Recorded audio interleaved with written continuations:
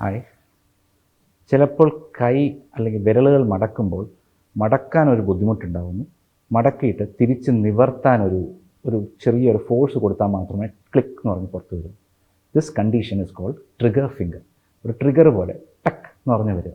ഇതെന്താ സംഭവിക്കുന്നതെന്ന് വെച്ച് കഴിഞ്ഞാൽ ഈ കൈയിൻ്റെ ഉള്ളിൽ വള്ളികളാണ് നമ്മുടെ മെക്കാനിസത്തിനെ മെയിൻറ്റെയിൻ ചെയ്യുന്നത്. ആ വള്ളിയുടെ ഒരു പല തരത്തിലുള്ള ഒരു ടണൽസിൻ്റെ ഉള്ളിൽ കൂടിയാണ് പോകുന്നത്. To keep its position in place ആ വള്ളികൾ പല ടണലിൻ്റെ ഉള്ളിൽ കൂടിയാണ് പോകുന്നത്. ഒന്നീ ആ ടണലിൻ്റെ സ്പേസ് കുറയാം, അല്ലെങ്കിൽ ഈ വള്ളിയുടെ മുകളിൽ ചെറിയ നൊഡ്യൂൾസ് അല്ലെങ്കിൽ ചെറിയ മുഴകൾ പോലെ വരും. അപ്പോൾ എന്ത് പറ്റുമെന്ന് വെച്ചാൽ ആ മുഴ ഈ വള്ളിക്ക് ഇപ്പുറത്ത് വന്നു കഴിയുമ്പോൾ അത് ലോക്ക്ഡാവും. പിന്നെ അത് തിരിച്ച് വരണം എന്നുണ്ടെങ്കിൽ നമ്മളതിനെ പിടിച്ച് നിവർത്തണം. യൂഷ്വലി ഫീമെയിൽസിലാണ് കാണുന്നത്. ഒരു 40 years above ഉള്ള ഫീമെയിൽസിലാണ് കാണുന്നത്. ആണുങ്ങളിലും കാണാം.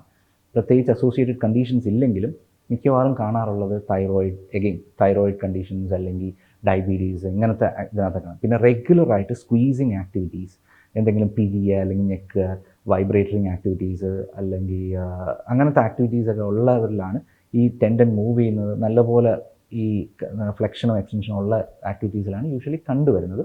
എന്താ സംഭവിക്കുന്നതെന്ന് വെച്ചാൽ ഈ ടെൻഡൻ ഒരു ഷീത്തിൻ്റെ ഉള്ളിൽ കൂടിയാണ് പോകുന്നത്.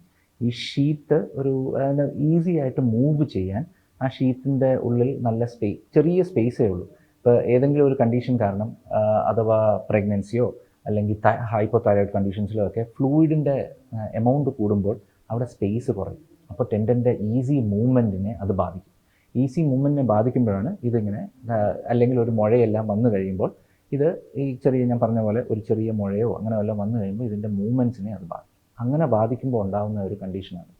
നമുക്കതിനെ റിലീസ് ചെയ്യാൻ വഴികളുണ്ട്. ആ ഒരു പോകുന്ന ടണലിൻ്റെ സ്പേസ് കൂട്ടാൻ വേണ്ടി ഒന്ന് ആ ടണലിനെ റിലീസ് ചെയ്ത് കൊടുക്കാം, അല്ലെങ്കിൽ ഈ നീര് വരുന്ന കണ്ടീഷൻസിനെ നമുക്ക് ഒഴിവാക്കി മാറ്റാം. ഇതിനകത്ത് എന്താ സംഭവം എന്ന് വെച്ചാൽ നമ്മൾ നോട്ടീസ് ചെയ്യുന്നത് ലോക്കായി കഴിഞ്ഞിട്ടായിരിക്കും നോട്ടീസ് ചെയ്യുന്നത്. അഥവാ അത് തുറക്കാൻ പറ്റുന്നൊരവസ്ഥയിൽ വരികയാണെങ്കിൽ അതിന് പ്രത്യേകിച്ച് വലിയ കോമോബിറ്റീസോ ഇതുള്ള കണ്ടീഷനല്ല. ഇത് ലോക്കായി അതിനെ ശ്രദ്ധിക്കാതെ വിട്ട് കഴിഞ്ഞാൽ കൈ സ്റ്റിഫാവും, ആ വിരൽ സ്റ്റിഫാവും, അത് ലോക്കായി പോകും. അതിന് മുമ്പേ ഇത് മൂവ്മെൻ്റ് ഉള്ള സമയത്തെ ട്രീറ്റ്മെൻറ്റിന് എടുത്തു കഴിഞ്ഞാൽ നമുക്കൊരു നല്ലൊരു ട്രീറ്റ്മെൻറ്റ് എടുക്കാൻ പറ്റും. എന്താ ചെയ്യുന്നതെന്ന് വെച്ചാൽ ചെറിയ സർജിക്കൽ പ്രൊസീജിയറാണ്. ഇവിടെയുള്ള ഒന്നിൽ നമുക്ക് എക്സസൈസിലൂടെ ആ ടെൻഡനെ ലൂസ് ആക്കാൻ ശ്രമിക്കാം. ടെൻഡൻസിനെ നമുക്ക് ലൂസാക്കി നല്ലപോലെ എക്സസൈസ് ചെയ്ത് ഫ്ലെക്സിബിലിറ്റി മെയിൻറ്റെയിൻ ചെയ്യാൻ നോക്കാം. അഥവാ അതിനപ്പുറം അത് നടക്കുന്നില്ല എന്നുണ്ടെങ്കിൽ ചെറിയൊരു സർജിക്കൽ പ്രൊസീജിയറുണ്ട്. ലോക്കൽ ഇഞ്ചക്ഷനിലൂടെ നമ്മൾ ഒരു ദിവസം കൊണ്ട് ചെയ്യുന്ന മോർണിംഗ് ഡേ കെയർ പ്രൊസീജിയറായിട്ട് ചെയ്യുന്നതാണ്. നമ്മൾ ആ പോകുന്ന ടണൽസ് ഞാൻ പറഞ്ഞു, ആ ടണലിലൊന്ന് റിലീസ് ചെയ്ത് കൊടുക്കുക. ഈ മുഴ വന്നിരിക്കുന്നതിൻ്റെ അടുത്തുള്ള ആ ടണലിനെ ഒന്ന് റിലീസ് ചെയ്ത് കൊടുക്കുക. കൈൻ്റെ ഈ ഭാഗത്തായിരിക്കും ഉള്ളത്. അവിടെ റിലീസ് ചെയ്ത് കൊടുത്തു കഴിഞ്ഞാൽ ഫ്രീ മൂവ്മെൻറ്റ്സ് ഉണ്ടാകും. അതുകൊണ്ട് നിങ്ങൾക്ക് ഒരു ബുദ്ധിമുട്ടുകളും വരാൻ പോകുന്നില്ല. മറിച്ച് ഫ്ലെക്സിബിലിറ്റി ഉണ്ടാവും. ആ ഒരു ബുദ്ധിമുട്ട് ലോക്കിംഗ് ഇത് കുറേയും കിട്ടും. നല്ലതുപോലെ കൈൻ്റെ ഫങ്ഷൻസും നിങ്ങളുടെ ജീവിതത്തിൻ്റെ ഫങ്ഷൻസിനെ നിങ്ങൾക്ക് മെയിൻറ്റെയിൻ ചെയ്യാൻ പറ്റും. Thank you.